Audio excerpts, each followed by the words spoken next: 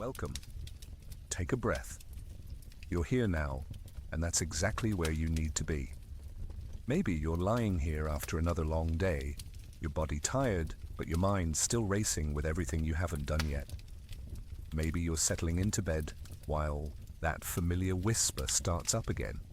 The one that says you should be doing something more productive right now, something more useful, something that matters.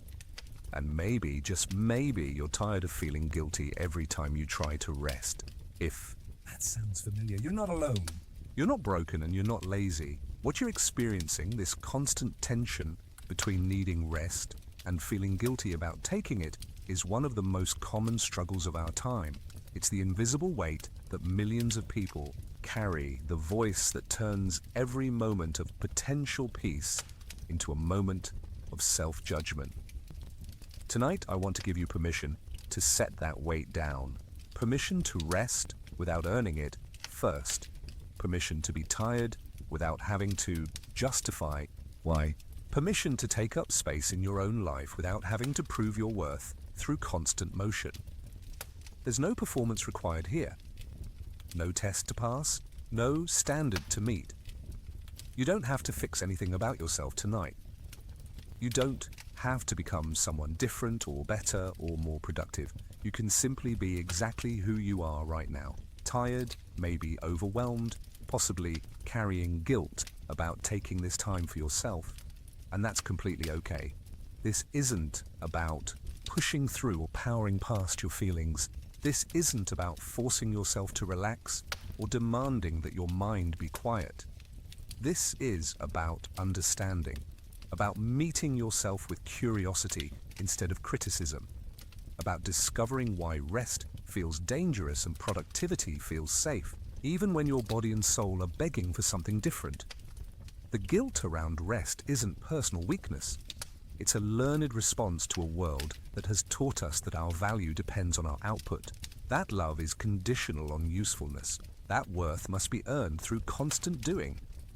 You might recognize this in the way you feel compelled to stay busy even when you're exhausted, in how you justify taking breaks by making them productive, somehow.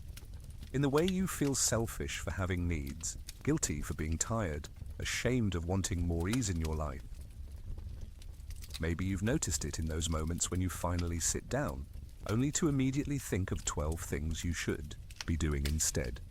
Or in how you feel the need to explain your tiredness to others, as if being human requires an apology. Perhaps you see it in the way you can easily give others permission to rest while denying it to yourself. This pattern has deep roots. It often begins in childhood, in families or environments where love felt conditional on performance, where being good meant being busy, helpful, never a burden, where rest was seen as laziness and productivity was praised above presence. These early experiences taught your nervous system that safety comes through doing, that acceptance requires earning, that love must be purchased with usefulness. But here's what those early experiences couldn't teach you. You are not a machine, designed for constant output. You are not a problem to be solved through productivity. You are not lazy or selfish or worthless when you need to rest. The psychological research is clear. Chronic guilt around rest creates a state of nervous system activation that actually makes true rest impossible. When you're lying down but feeling guilty about it, your body remains in a state of stress. Your mind continues to scan for things you should be doing. Your nervous system stays primed for action, even as you're trying to sleep. This creates a cruel cycle. The more guilty you feel about resting, the less restorative your rest becomes. The less restorative your rest, the more tired you feel. The more tired you feel, the more you push yourself to compensate through productivity. The more you push yourself, the more you need rest. And the more you need rest, the more guilty you feel about taking it. But tonight, we're going to interrupt this cycle, not through force or willpower, but through understanding, through compassion, through recognizing that your guilt around rest is actually a protective mechanism, one that made sense at some point in your life, even if it no longer serves you now. The brilliant therapist and researcher Brené Brown talks about how shame and guilt thrive in secrecy but lose their power when brought into the light of understanding and connection. Tonight we're going to bring your guilt around rest into that light. We're going to explore it with curiosity instead of judgment, meet it with compassion instead of criticism. Carl Jung believed that everything in our psyche serves a purpose, even the parts we wish would go away. Your guilt around rest isn't random or meaningless. It's your psyche's attempt to keep you safe in some way, to help you belong, to protect you from some real or imagined threat. So as we settle in together tonight, I want you to know that we're not here to fight against your guilt or shame it into submission. We're not here to override your protective mechanisms or pretend they don't exist. We're here to understand them, to appreciate their intention, and to gently help them learn that it's safe to let you rest now. This is going to be a gentle journey. There's no urgency here, no pressure to heal everything tonight. Healing isn't a race, and it certainly isn't another item on your productivity list. It's more like tending a garden, patient, consistent, trusting in natural rhythms. You might notice as we continue that your mind wants to analyze everything I'm saying to figure out how to do this right or to solve the problem efficiently. That's okay. That's your beautiful, protective mind doing what it knows how to do. But for tonight, see if you can let the words wash over you without having to accomplish anything with them. There's no test at the end of this. No measurement Of success or failure, the only goal is understanding, and understanding happens on its own timeline. Some insights might come tonight, others might arrive days or weeks from now. Some might come not as thoughts at all, but as a new feeling in your body, a subtle shift in how you move through the world. Take a breath now and let it be slower than the last one. Let your body sink a little deeper into whatever is supporting you. You don't have to relax completely. That might feel too vulnerable right now. Just let yourself be held. As we continue, we're going to explore why rest feels dangerous to you, why productivity feels safe, why you might have learned that love is something you earn rather than something you simply are. We'll do this gently, with curiosity and compassion, like we're exploring a beautiful but fragile piece of art. The core insight we'll be exploring tonight is this. Your guilt around rest isn't a character flaw. It's an adaptation. It's your psyche's brilliant attempt to keep you safe, loved, and belonging in a world that taught you these things were conditional. Think of it like this. Imagine you're a tree that grew up in a place with harsh winds. To survive, you learned to bend and twist, to develop a thick bark, to grow your roots deep and wide. These adaptations served you well. They kept you alive and thriving in that environment. But now, imagine you've been transplanted to a peaceful garden where the winds are gentle and the soil is rich. Your thick bark and twisted trunk served you beautifully in the harsh environment, but they might not be necessary anymore. In fact, they might be preventing you from fully enjoying the gentleness available to you now. Your guilt around rest is like that protective bark. It developed for good reasons in response to real conditions in your life. Maybe there was a time when staying busy really was safer than being still. Maybe there was a time when productivity really did equal love and acceptance. Maybe there was a time when rest really did mean being forgotten or left behind. But just like the tree in the peaceful garden, you might find that what once protected you is now limiting you.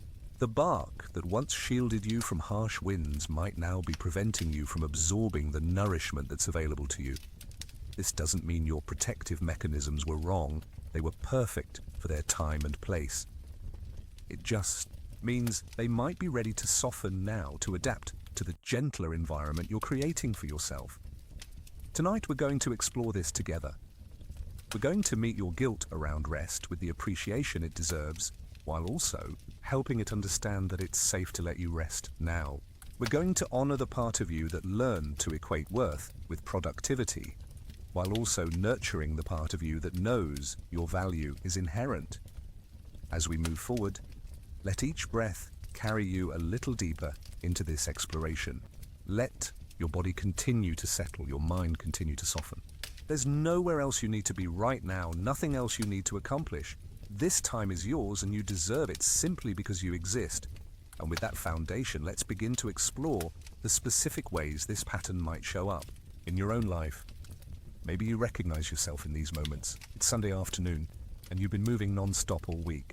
Your body is tired, your mind is foggy, and every cell in your being is asking for rest. You finally sit down on the couch, maybe even put your feet up, and within 30 seconds, the thoughts begin. I should be doing laundry. I should be meal Prepping, I should be organizing that closet, I should be returning those emails. The guilt creeps in so quickly that you can't even remember what relaxation feels like anymore. Or maybe it's that moment when someone asks what you did this weekend, and you feel compelled to list all your accomplishments.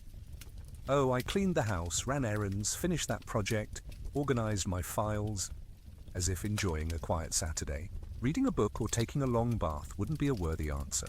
As if rest requires an apology or explanation.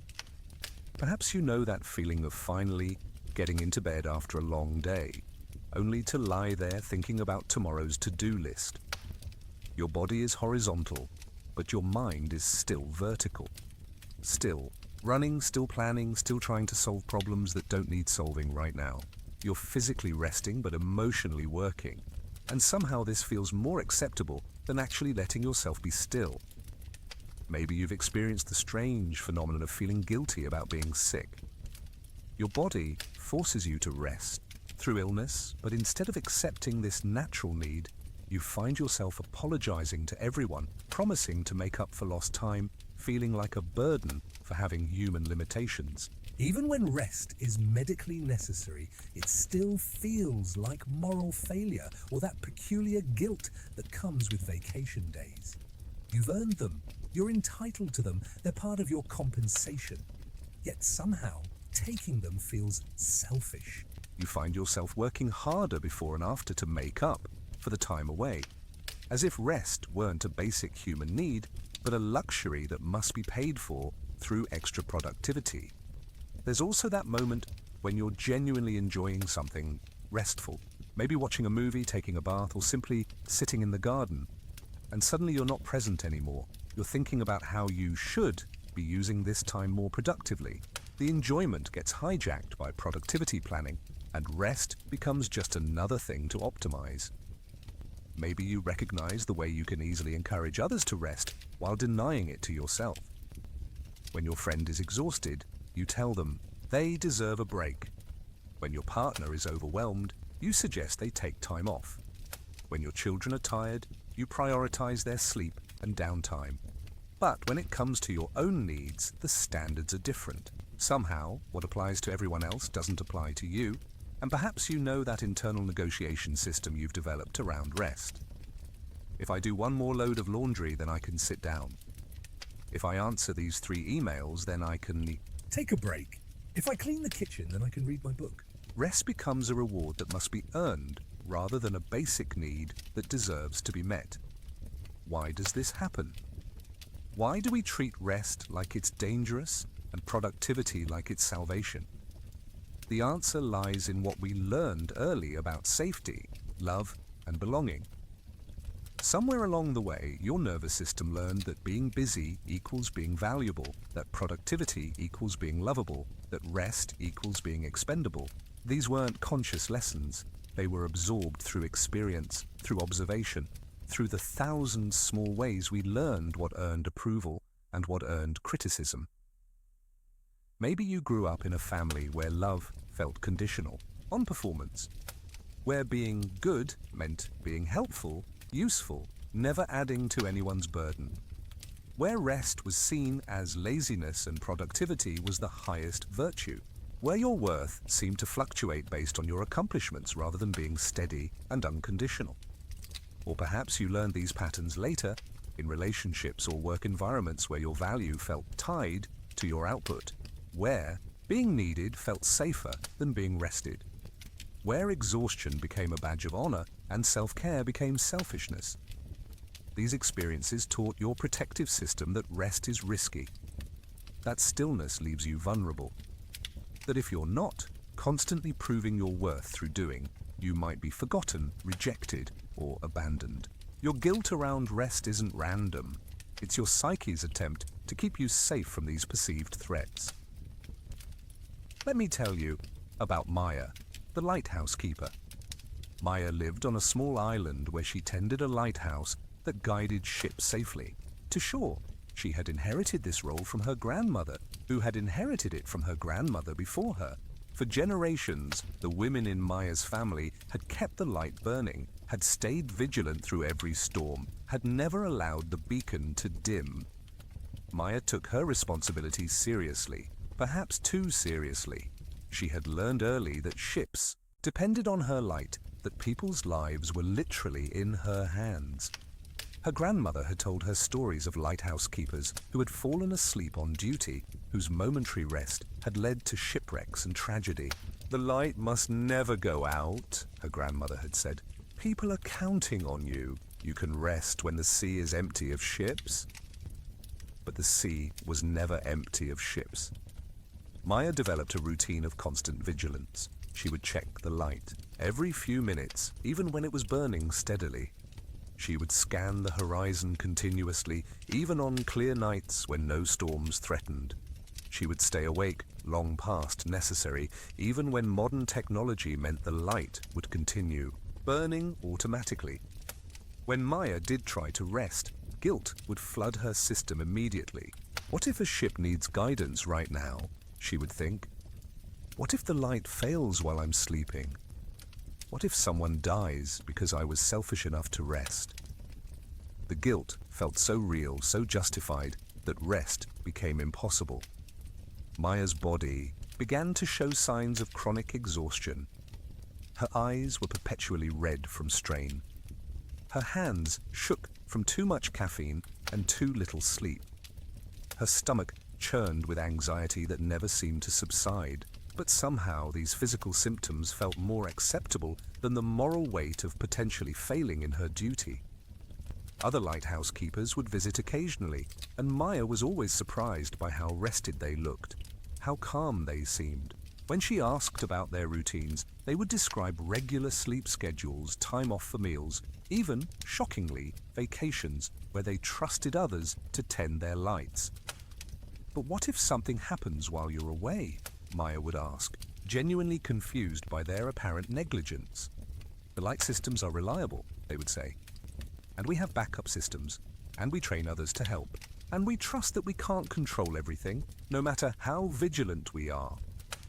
Maya couldn't understand this attitude. To her, it seemed reckless, irresponsible, almost cruel to the ships that might need guidance.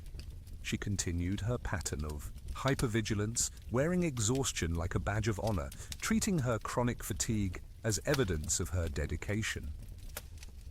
But something began to shift one evening during a particularly bad storm. Maya had been awake for 36 hours straight, monitoring weather conditions and ship traffic. Her exhaustion was so profound that her vision began to blur. As she climbed the lighthouse stairs to check the beacon, she stumbled, caught herself on the railing, and realized with sudden clarity her exhaustion was actually making her less effective, not more. In that moment of near falling, Maya understood something her grandmother's generation couldn't have known. The old lighthouse keepers worked with primitive technology that required constant manual attention. They lived in a time when backup systems didn't exist, when communication was limited, when one person's vigilance really might be the difference between life and death. But Maya lived in a different world. Her lighthouse had automated systems, backup generators, emergency protocols. The Coast Guard monitored ship traffic electronically. Weather services provided advance warning of storms. The entire maritime safety system had evolved, but Maya was still operating from her grandmother's paradigm of scarcity and individual responsibility. Standing on those lighthouse stairs, exhausted and shaking, Maya realized that her guilt around rest wasn't protecting anyone. It was actually putting people at risk.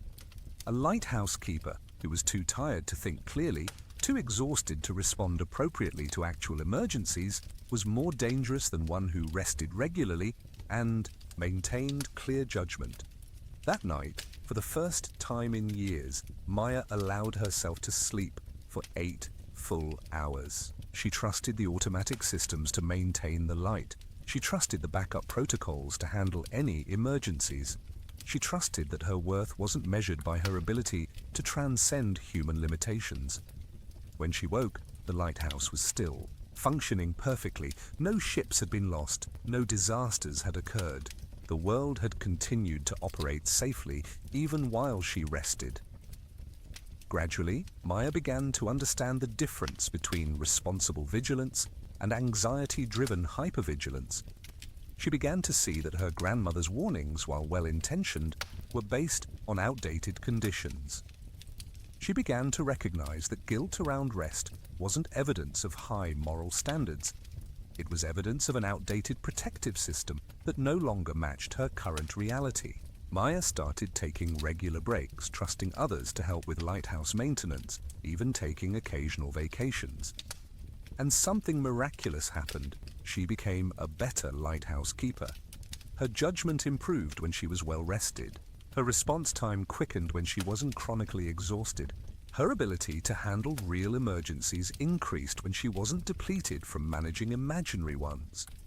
Other lighthouse keepers began to seek Maya's advice, drawn to her newfound calm and competence.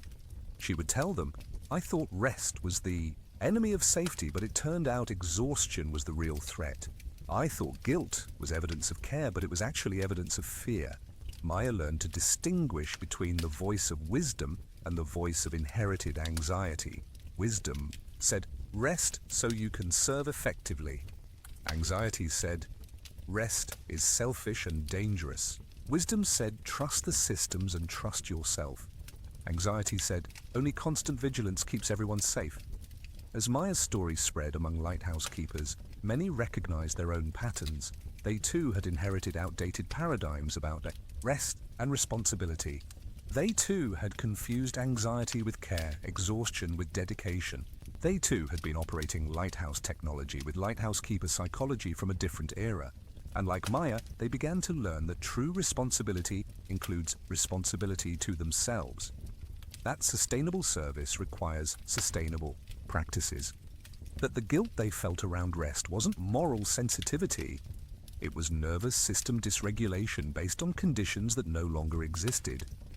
Maya still tended her lighthouse with great care and attention, but now she did so from a place of strength rather than depletion, wisdom rather than anxiety, trust rather than fear. She had learned that rest wasn't the opposite of responsibility. It was the foundation of it. Perhaps you recognize something of Maya in your own story. Perhaps you too have inherited paradigms about productivity and rest that made sense in another time, another context, but no longer serve the reality of your current life.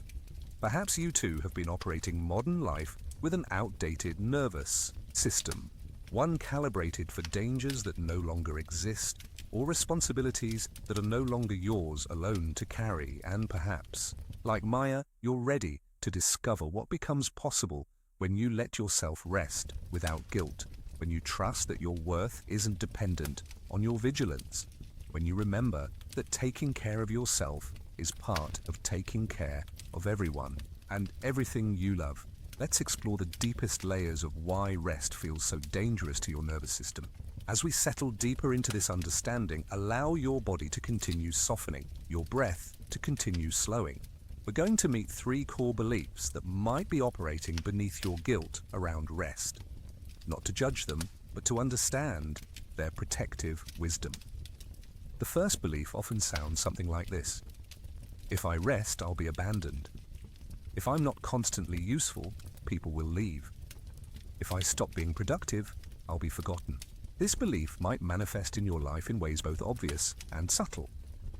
Maybe you feel compelled to always say yes to requests for help, even when you're exhausted. Maybe you find yourself working late to prove your dedication, or taking on extra responsibilities to demonstrate your value. Maybe you feel anxious when you're not being productive, as if your worth is evaporating with each moment of stillness.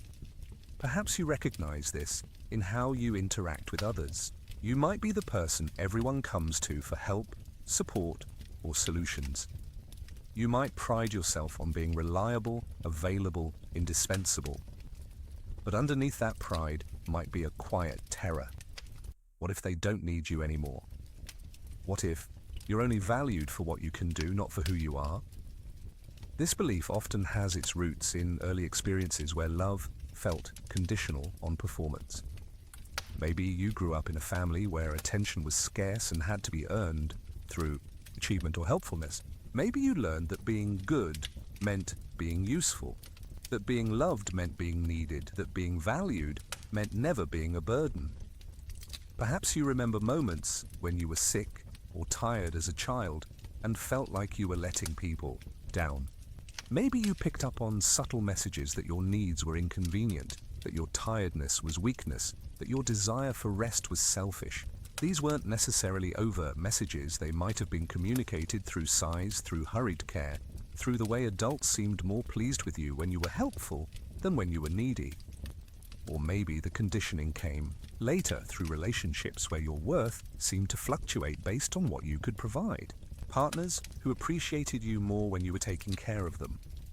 Friends who seemed to enjoy your company most when you were solving their problems.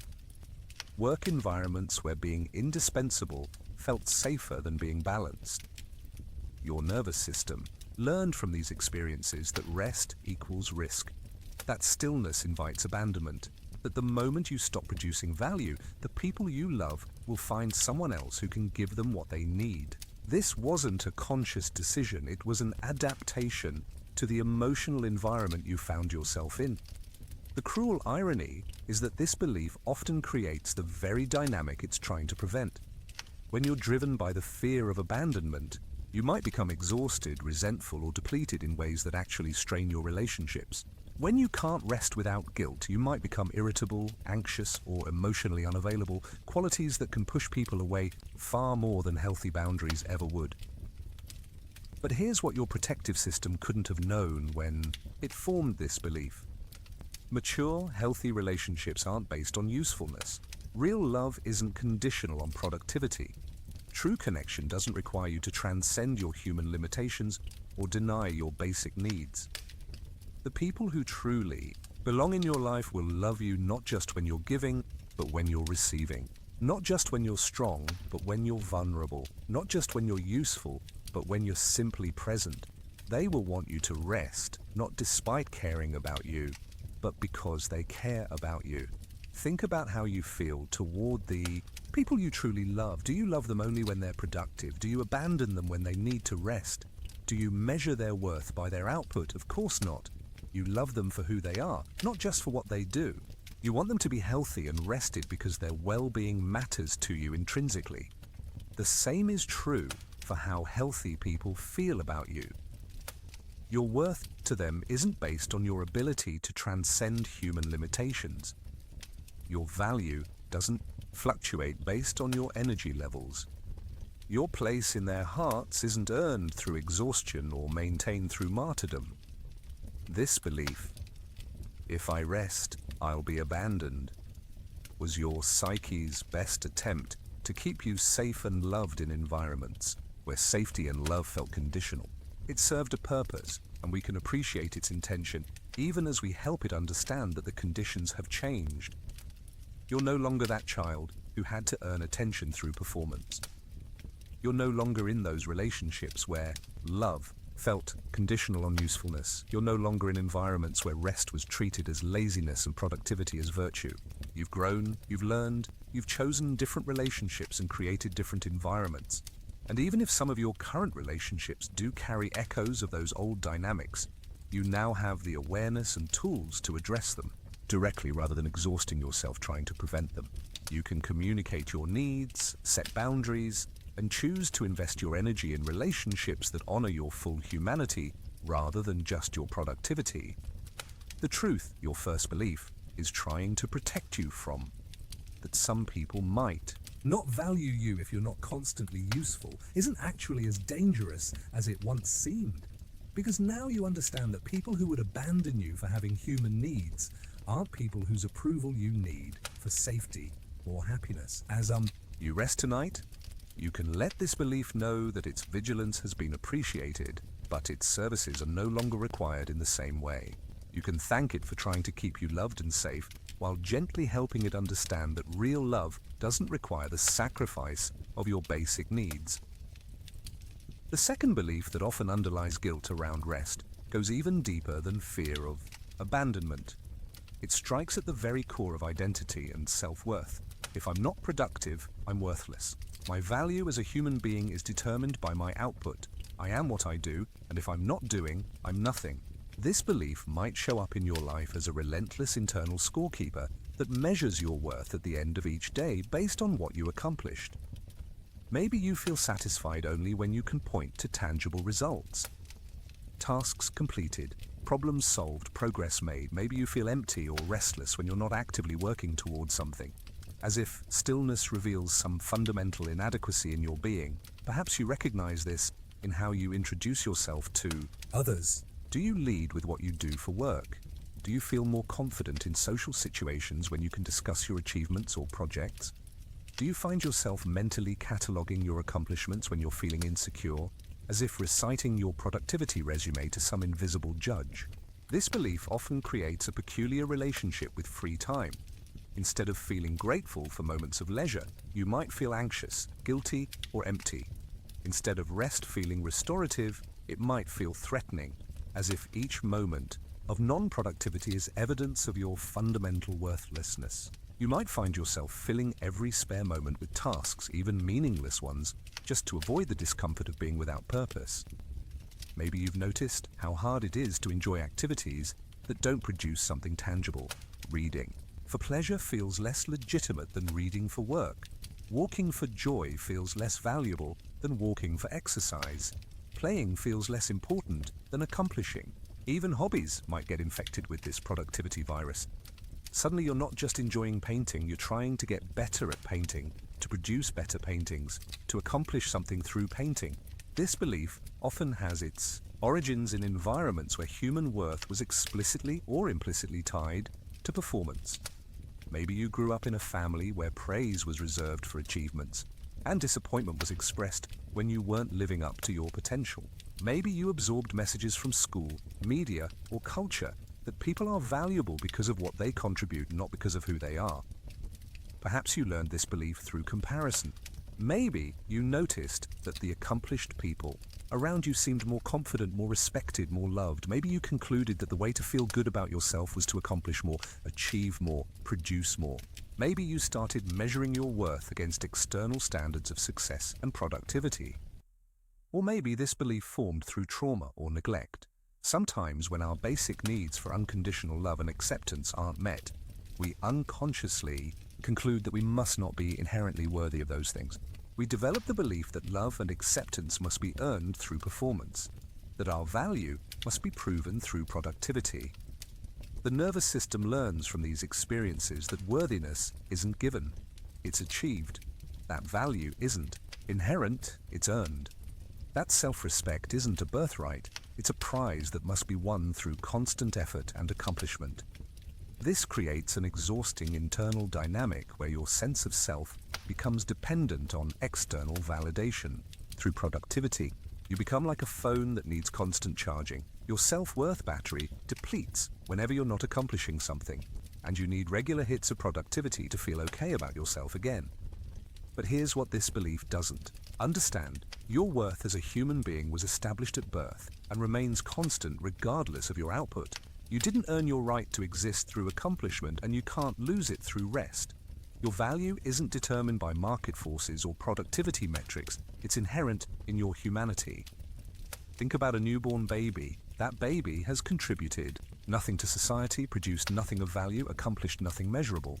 Yet we instinctively recognize their infinite worth. We don't look at babies and think, well, let's see what you can do before we decide if you matter. We love them simply because they exist. That same inherent worth that you recognized in yourself as a baby, that same unconditional value that everyone saw in you before you had accomplished anything, that worth is still there. It hasn't diminished. It doesn't fluctuate based on your productivity. It doesn't require maintenance through achievement. This is one of the most radical shifts in understanding, moving from earned worth to inherent worth, moving from conditional value to unconditional value, moving from I am what I do to I am who I am and what I do flows from that. When you truly understand that your worth is inherent, rest stops feeling like a threat to your value and starts feeling like an expression of it. Taking care of yourself becomes an act of honoring your inherent worth rather than a dangerous pause in earning it. You begin to rest not because you've accomplished enough to deserve it, but because you deserve care simply by virtue of being human. This doesn't mean that accomplishment, productivity, and contribution aren't important or valuable. They absolutely are, but they're expressions of your worth, not the source of it. They're gifts you offer to the world from the fullness of who you are, not desperate attempts to prove that you deserve to exist.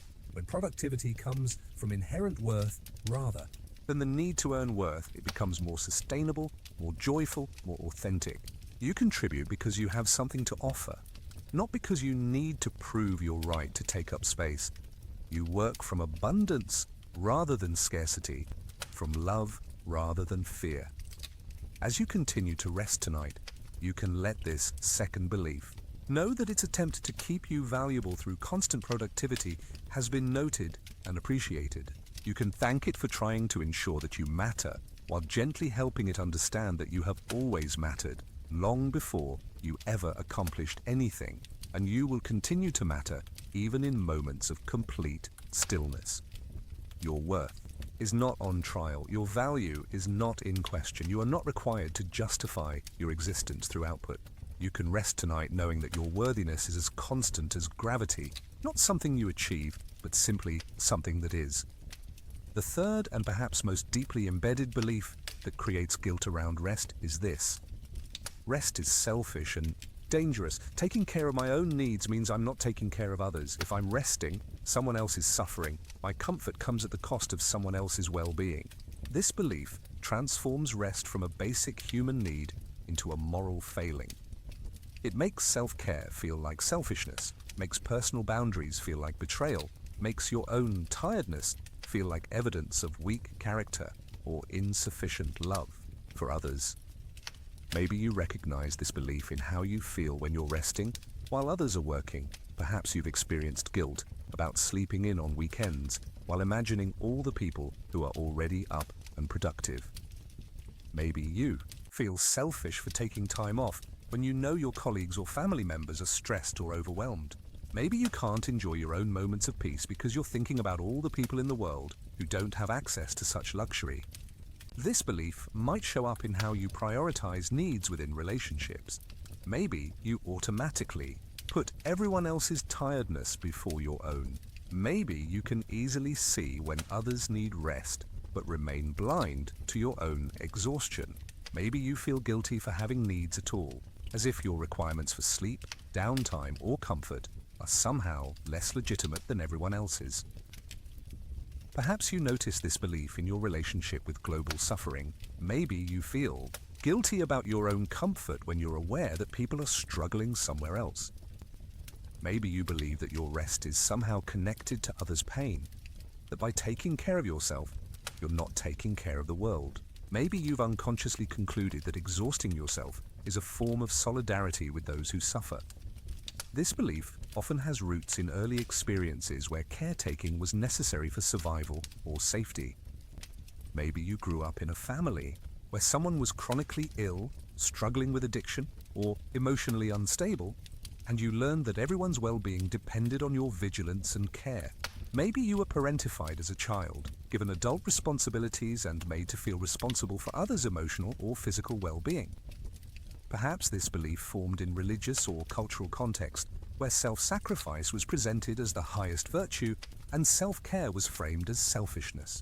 Maybe you learned that good people put others first always, that love means never saying no, that spiritual or moral development requires the transcendence of personal needs.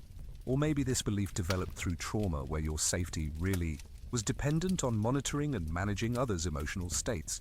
Maybe you learned that your own comfort could trigger someone else's anger, that your rest could lead to chaos in your environment, that your needs were genuinely dangerous to express or pursue. Your nervous system absorbed these experiences and created a protective rule. My needs are dangerous. My rest threatens others. I am safest when I am taking care of everyone else, and everyone else is safest when I am not taking care of myself. This belief creates a false but compelling logic. If someone is suffering anywhere in your awareness, then your comfort is morally questionable. If anyone in your family, workplace, community, or world needs help, then your rest is a form of abandonment. If you have energy left at the end of the day, then you haven't given enough to others. But this belief is based on a fundamental misunderstanding of how care actually works. It assumes that care is a zero-sum game, that there's only so much comfort, rest, or well-being available in the world, and if you take some, there's less for everyone else. It assumes that your exhaustion somehow translates into relief for others, that your depletion somehow fills their needs. In reality, sustainable care works more like an ecosystem than a transaction. Just as healthy forests require healthy soil, healthy water systems, and healthy air quality, healthy caregiving requires healthy caregivers. When you deplete yourself in service of others, you don't create more resources for care, you diminish them. Think about the safety instructions on airplanes. Put on your own oxygen mask before helping others. This isn't selfish advice, it's practical wisdom. If you pass out from lack of oxygen while trying to help someone else, you haven't served anyone. You've simply created two people who need help instead of one. The same principle applies to rest and self-care. When you chronically deprive yourself of basic needs, you don't create more capacity to serve others. You create less. When you're exhausted, depleted, and running on fumes, your ability to offer genuine care, clear thinking, and steady presence is compromised. You might still be going through the motions of helping, but the quality of your presence and the sustainability of your service are diminished. Moreover, when you model the belief that self-care is selfish, you unconsciously teach others that their needs don't matter either. When you demonstrate that worth is earned through self-sacrifice, you invite others into the same exhausting dynamic. When you show that love means never resting, you create relationships built on depletion rather than abundance. True service, sustainable care, and authentic love all require that you honor your own humanity as well as others. They require that you treat your own needs as valid, your own tiredness as real, your own well-being as important. Not because you matter more than others, but because you matter as much as others. This is perhaps the most challenging shift in belief, because it can feel morally wrong, even as it's psychologically right. It can feel selfish to rest, even when rest makes you more capable of genuine generosity. It can feel dangerous to care for yourself, even when self-care increases your capacity to care for others. But consider this. The people who have made the most sustainable contributions to reducing suffering in the world, the healers, teachers, activists, and caregivers who have served for decades rather than burning out in months. These people have learned how to rest without guilt. They have discovered that taking care of themselves isn't the opposite of taking care of others. It's the foundation of it. Your third belief has been trying to keep you morally safe, trying to ensure that you never become selfish or uncaring. It has been attempting to make you a good person through self-sacrifice. But goodness that depends on self-depletion isn't sustainable goodness. Love that requires the denial of your own humanity isn't mature love.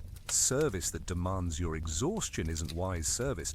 As you rest tonight, you can appreciate this. Belief's intention to make you a person of integrity and care. You can thank it for trying to ensure that you never become selfish or indifferent to others' suffering. And you can gently help it understand that true integrity includes integrity toward yourself, that genuine care includes caring for your own well-being, that real love honors your humanity as well as everyone else's. You are not required to exhaust yourself to prove your love. You are not obligated to sacrifice your well-being to demonstrate your care. You are not expected to transcend your human needs to be a good person. You can rest tonight knowing that taking care of yourself is not selfish. It's wise. It's not dangerous. It's necessary. It's not a betrayal of your values, it's an expression of them. Now that we've explored the beliefs that create guilt around rest, let's move into the gentle process of healing. The The first phase is recognition, learning to notice these patterns with curiosity instead of judgment, awareness instead of criticism.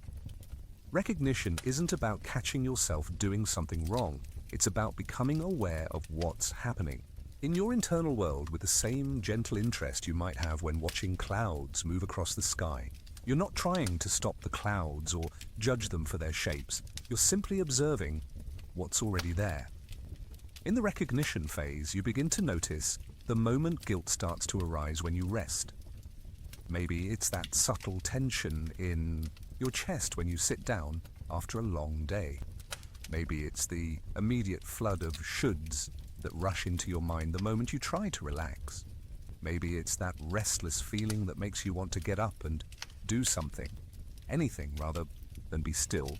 This recognition happens in layers. At first, you might only notice the guilt after you've already been caught in it for a while. You might realize, oh, I've been sitting here feeling guilty about resting for the past 20 minutes. That's perfect. That's exactly how recognition begins. With hindsight, gradually, you'll start to catch the guilt closer to its arrival. Maybe you'll notice it after 5 minutes instead of 20. Then maybe after 1 minute. Eventually, you might catch it right as it's starting to form, like noticing the first drops of rain before the storm fully arrives. The key to recognition is meeting what you find with compassion rather than criticism. When you notice guilt arising, around rest, the temptation might be to say, "There I go again, being ridiculous about rest. I should know better by now." But this self-criticism actually reinforces the pattern you're trying to heal. Instead, try meeting your guilt with curiosity. Oh, interesting. The guilt is here again. I wonder which belief is getting activated right now. I wonder what my protective system is trying to keep me safe from. This curious approach helps you learn about your patterns without shaming yourself for having them. Sometimes recognition includes noticing the physical sensations that accompany guilt around rest. Maybe your shoulders tense when you try to relax. Maybe your stomach gets tight when you're not being productive. Maybe your breathing becomes shallow when you're trying to rest. These body signals are valuable information about when your nervous system is activated. You might also begin to recognize the specific thoughts that trigger guilt around rest. Maybe it's thinking about your to-do list that immediately creates tension. Maybe it's remembering something someone said about laziness that makes rest feel dangerous. Maybe it's imagining what others might think of you for taking time off that activates the guilt. Recognition also involves noticing the circumstances that make guilt around rest more or less intense. Maybe you feel more guilty about resting when you're alone than when you're with others. Maybe guilt is stronger on certain days of the week or times of year. Maybe it's more intense when you're stressed about something else entirely. As you practice recognition, you might be surprised by how often these patterns show up. You might realize that guilt around rest isn't just something that happens occasionally. It might be a constant low-level presence in your life that you've become so accustomed to that you hardly notice it anymore. This recognition can sometimes feel overwhelming at first. You might think, I had no idea how much this was affecting me. That's a normal response. It's like turning on a light in a room you've been navigating in darkness. Suddenly you can see things that were always there but were invisible before. Remember that recognition itself is healing. Simply becoming aware of these patterns begins to change your relationship with them. When something unconscious becomes conscious, it automatically starts to lose some of its power over you. You move from being completely controlled by the pattern to having some choice about how you respond to it. The recognition phase requires patience with yourself. These patterns didn't develop overnight, and they won't transform overnight either. Some days you'll catch the guilt early. Other days you'll be caught in it for hours before you notice. Both experiences are part of the process. As you continue to rest tonight, you can practice gentle recognition. If guilt arises about taking this time for yourself, see if you can notice it with curiosity rather than judgment. Can you observe the thoughts, feelings, and sensations that accompany the guilt without trying to fix or change them immediately? This recognition is like learning to be a compassionate scientist of your own experience. You are gathering data about how these patterns work when they show up, what triggers them, and how they feel in your body. This information becomes the foundation for all the healing that follows. The second phase of healing involves meeting your guilt around rest with compassion rather than resistance. This is perhaps the most counterintuitive part of the process, because our instinct is usually to fight against feelings we don't want or to try to talk ourselves out of patterns we don't like. But compassion meeting works differently. Instead of trying to eliminate your guilt around rest, you learn to meet it like you would meet a frightened child, with understanding, patience, and kindness. You begin to see your guilt not as an enemy to be defeated, but as a protective part of yourself that needs to be heard and understood. This might sound strange at first. Why would you want to be compassionate towards something that's causing you distress? The answer lies in understanding that your guilt around rest isn't random or meaningless. It's your psyche's attempt to keep you safe, loved, and belonging. When you meet it with compassion, you honor its intention while helping it learn new ways to achieve its protective goals. Compassion meeting often begins with acknowledging the guilt directly, as if you were speaking to a concerned friend. You might say something like, "I notice you're here, guilt about rest. I can feel how worried you are about me taking this time for myself. I understand that you're trying to keep me safe in some way." This acknowledgement is radically different from the usual responses to guilt, which tend to be either resistance, "I shouldn't feel this way," or submission, "You're right, I should be doing something productive." Instead, acknowledgement creates space for the guilt to exist without fighting it or feeding it. Next, you can explore what the guilt is specifically worried about. Is it concerned about abandonment? Is it trying to maintain your sense of worth through productivity? Is it attempting to prevent you from being selfish? By getting curious about the guilt's concerns, you can understand what it's trying to protect you from. You might have an internal conversation with your guilt, asking it questions like, "What are you afraid will happen if I rest? What are you trying to keep me safe from? What would you need to feel okay about me taking this time for myself?" These questions help you understand the guilt's protective logic. Often, you'll discover that your guilt around rest is based on outdated information or circumstances that no longer apply to your current life. The guilt might be operating from old beliefs about safety, love, or worth that made sense in previous contexts, but are no longer accurate or helpful. For example, your guilt might be worried about abandonment based on childhood experiences where love felt conditional on usefulness. When you meet this concern with compassion, you can gently provide updated information. "I understand you learned that rest was dangerous because it might mean losing love. But I'm in different relationships now with people who want me to be rested and healthy. My worth isn't dependent on my productivity anymore." This process of providing updated information to your protective parts is like helping a friend who's still worried about a danger that no longer exists. You wouldn't dismiss their concern or tell them they're being ridiculous. You'd compassionately help them understand how the situation has changed. Sometimes, the guilt needs reassurance about your intentions. It might be worried that if you allow yourself to rest without guilt, you'll become lazy or selfish or irresponsible.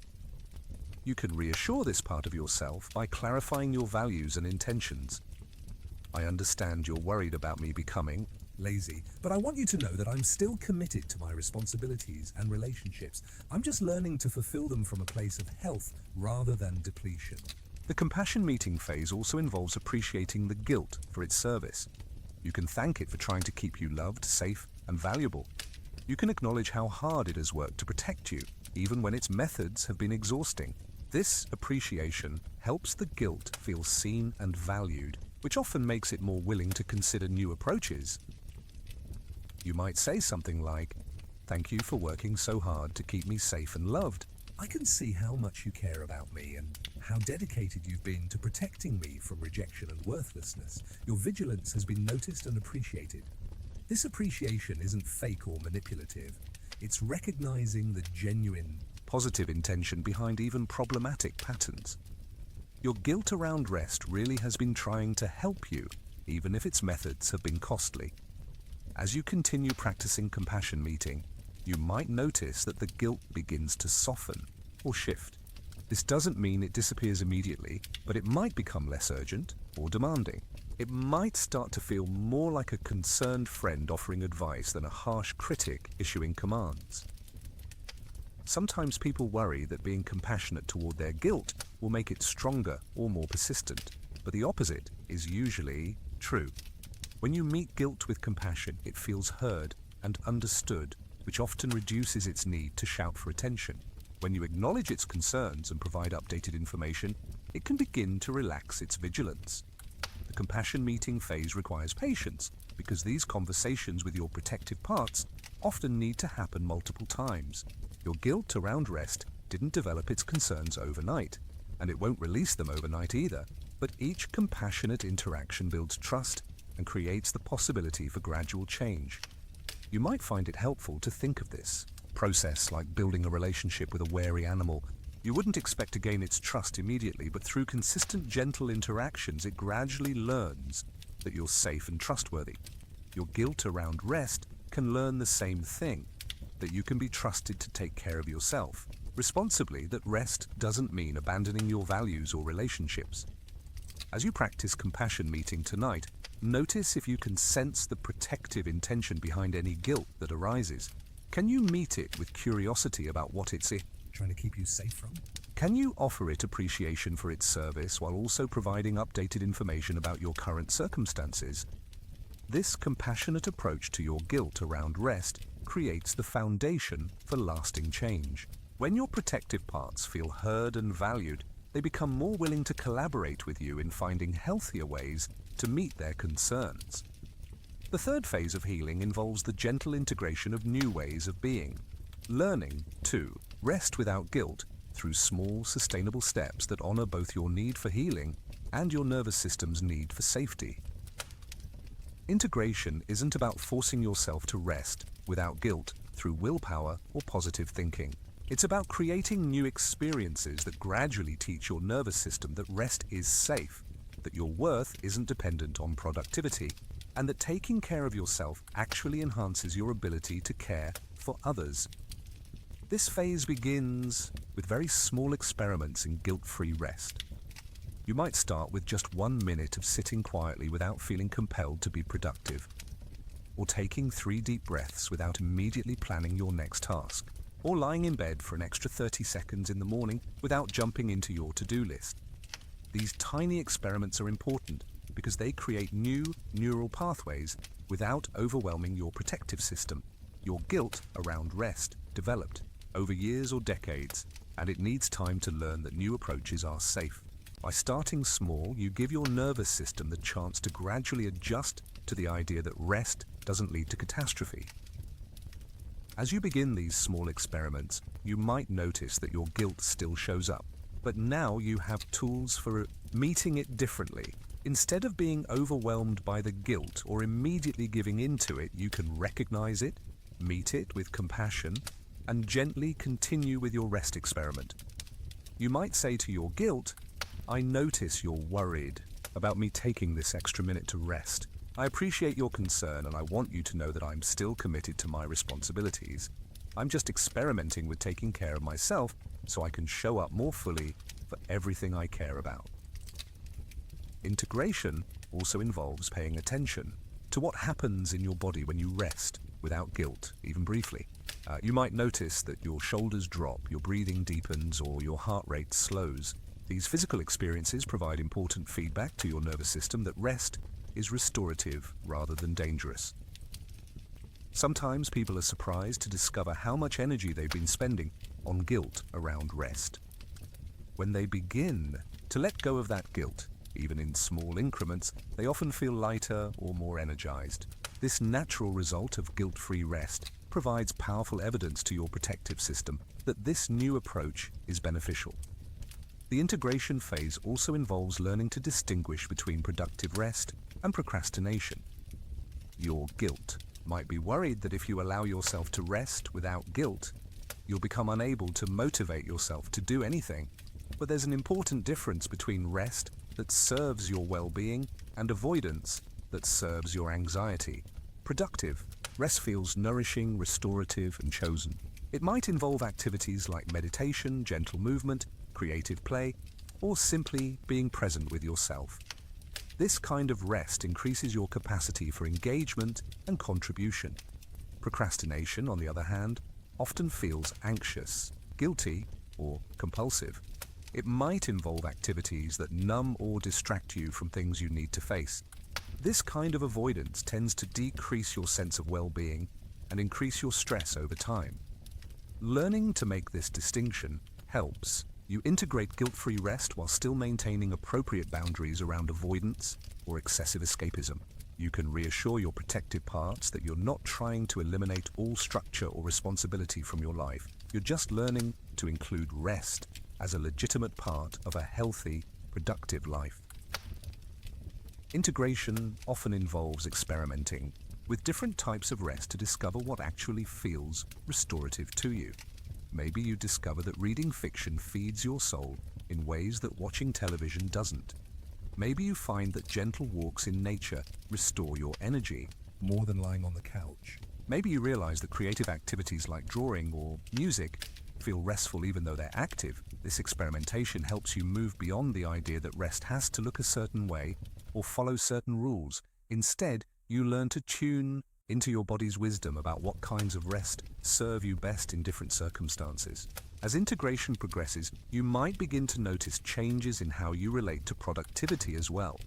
When rest becomes guilt-free, productivity often becomes more joyful and sustainable. Instead of working from a place of proving your worth or avoiding guilt, you can work from a place of contribution and creativity. You might find that you're more focused during work time because you're more rested. You might discover that you're more creative because your mind has had space to wander and play. You might realize that you're more effective because you're working from choice rather than compulsion. Integration also involves learning to communicate your new relationship with rest to others. Some people in your life might be accustomed to your old pattern of constant productivity, and they might react with confusion or even resistance when you begin to prioritize rest. You can prepare for these reactions by having clear, kind responses ready. You might say something like, "I'm learning to take better care of myself so I can show up more fully for the things I care about," or "I'm discovering that rest actually makes me more effective, not less." The integration phase requires patience, with setbacks and imperfection. Some days you'll successfully rest without guilt, other days you'll fall back into old patterns. Both experiences are part of the learning process. Each time you practice resting without guilt, even imperfectly, you're creating new possibilities for the future. As you continue resting tonight, you can think of this as one small experiment in integration. You're not trying to solve everything at once or transform completely overnight. You're simply practicing being present with yourself without the pressure to be productive. You're allowing your nervous system to experience what it feels like to rest without danger, to be still without abandonment, to care for yourself without selfishness. This integration is a gradual unfolding, like a flower opening to sunlight. Each moment of guilt-free rest creates the possibility for more. Each experience of nourishing stillness teaches your body and mind that this is safe, beneficial, and sustainable. Tomorrow, you might experiment with one more minute of guilt-free rest. Next week, you might try a longer period of restoration. Over time, these small experiments compound into a fundamentally different way of being, one where rest and productivity exist in harmony rather than conflict, where self-care and service to others are complementary rather than competing. As we move deeper into integration, it's essential to include your body in this healing process. Your guilt around rest isn't just a mental pattern. It's stored in your nervous system, held in your muscles, and expressed through your breath. True healing happens when your body learns at a cellular level that rest is safe. Your nervous system has been operating from a place of chronic activation around rest. When you try to be still, your body might remain in a state of alert vigilance, as if scanning for threats or preparing for action.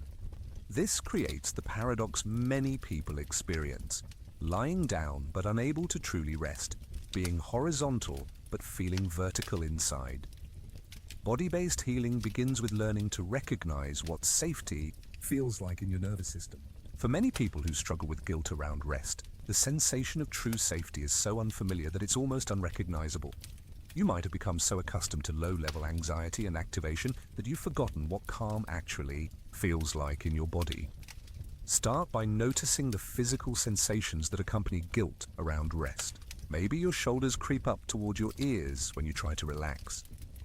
Maybe your jaw clenches when you're not being productive.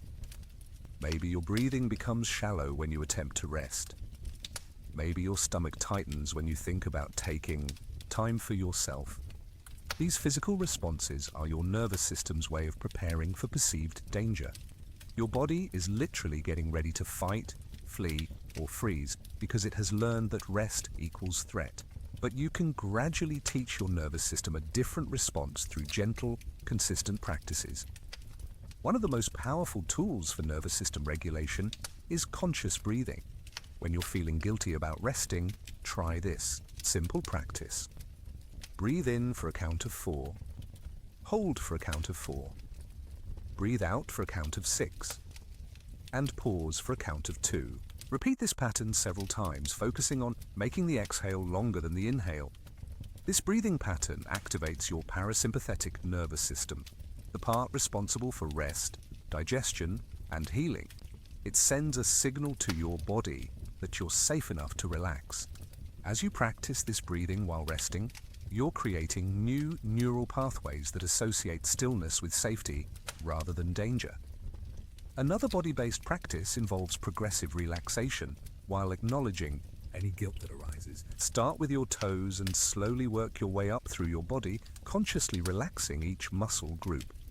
If guilt arises during this process, breathe into the sensation and remind yourself, it's safe for my body to relax.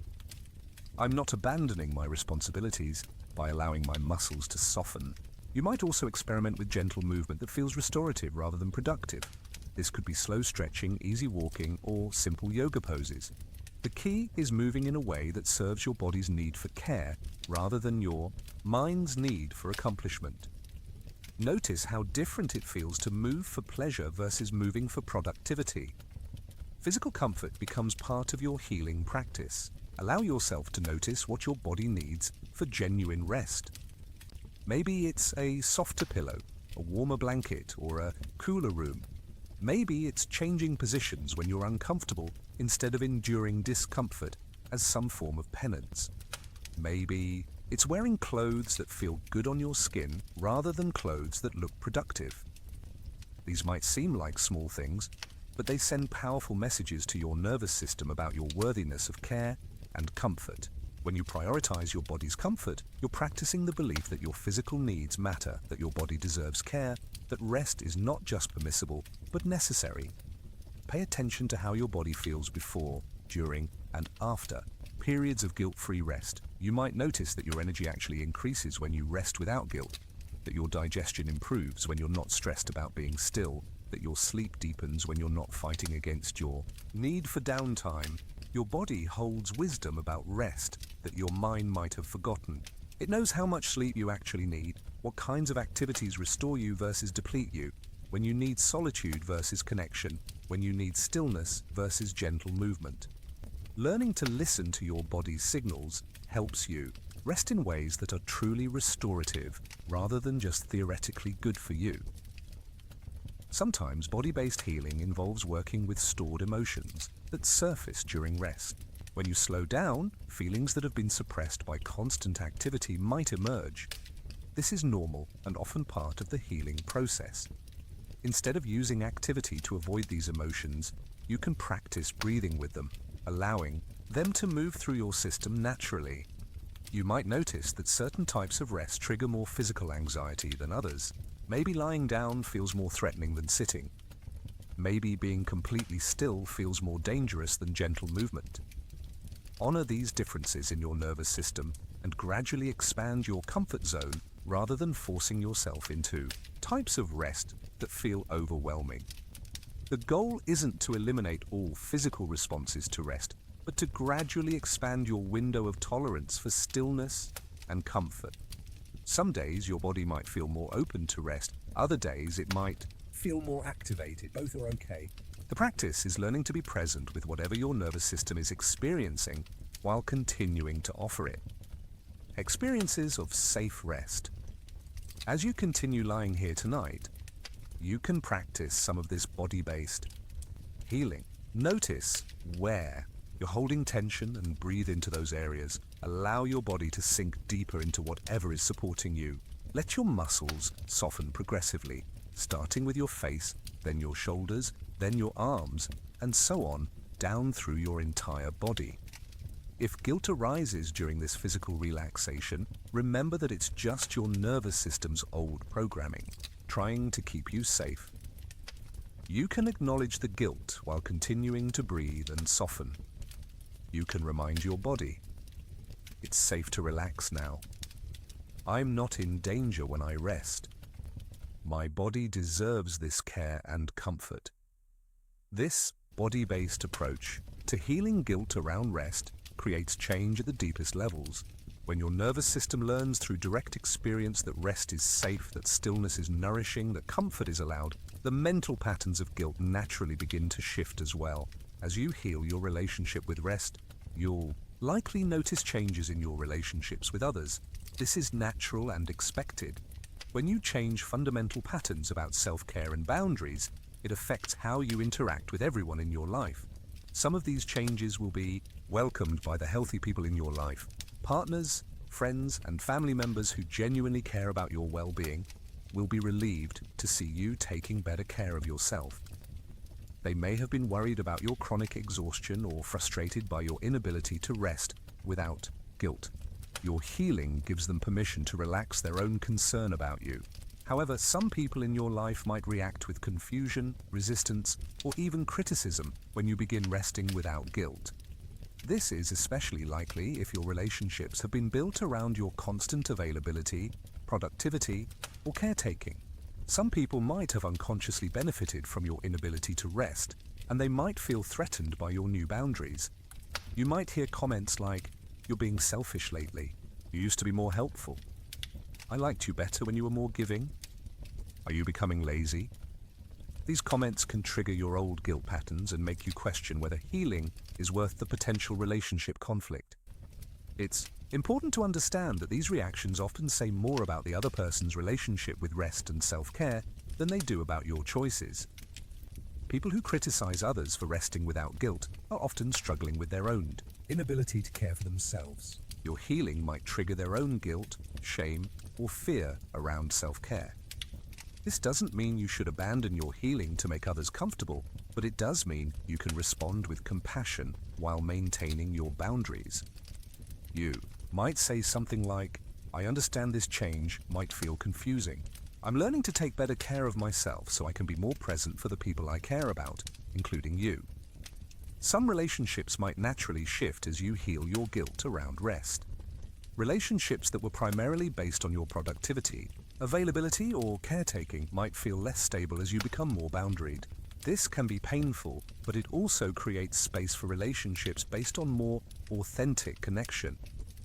You might find that you attract different kinds of people into your life, people who value rest and self-care, who model healthy boundaries, who appreciate you for who you are rather than what you do. These relationships tend to be more sustainable and fulfilling because they're built on mutual respect for each other's humanity rather than mutual use. Within existing relationships, you might need to have explicit conversations about your changing approach to rest and self-care. This is especially important in romantic partnerships where expectations about availability and caretaking might need to be renegotiated.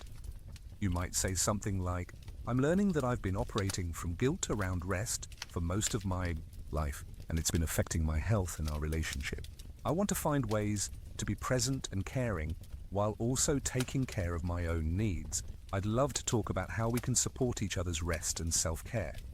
These conversations can actually deepen intimacy because they involve sharing vulnerable truths about your inner experience and inviting your partner into your healing process. Many partners are relieved to learn that your exhaustion and guilt weren't their fault, and that there's a path toward greater well-being for both of you. In family relationships, especially with children, your healing around rest becomes a powerful form of modeling. When children see adults resting without guilt, prioritizing self-care, and treating their own needs as valid, They learn that these are normal, healthy behaviors rather than luxuries or selfish indulgences. You might need to address questions from children like, "Why are you resting when there's work to do?" Or, "Are you being lazy?" These become opportunities to teach different values around rest and productivity. You might say, "I'm taking care of my body so I can be healthy and present. Rest helps me be a better parent, person." Everyone needs rest to be their best. At work, your changing relationship with rest might affect how you interact with colleagues and respond to demands on your time. You might become less willing to work excessive hours, less available for non-essential requests during your time off, less likely to sacrifice your well-being for workplace expectations. This can initially create some tension, especially in work cultures that reward and expect constant availability. But over time, you might find that your increased boundaries actually enhance your professional effectiveness. When you're well rested and less guilt-driven, you often become more focused, creative, and productive during work hours. You might need to communicate your boundaries clearly and consistently. "I don't check email after 7 p.m. so I can rest and be more effective the next day. I won't be available during my vacation so I can truly recharge. I need to leave on time today to maintain my work-life balance." Some people might interpret these boundaries as lack of commitment or team spirit, but healthy workplaces and colleagues will respect your commitment to sustainable work practices, especially when they see that your rested presence is more valuable than your exhausted availability. In friendships, you might notice changes in how you respond to requests for help, support, or social activities. You might become more selective about which requests you say yes to, considering not just whether you can help, but whether helping serves both your well-being and the relationship.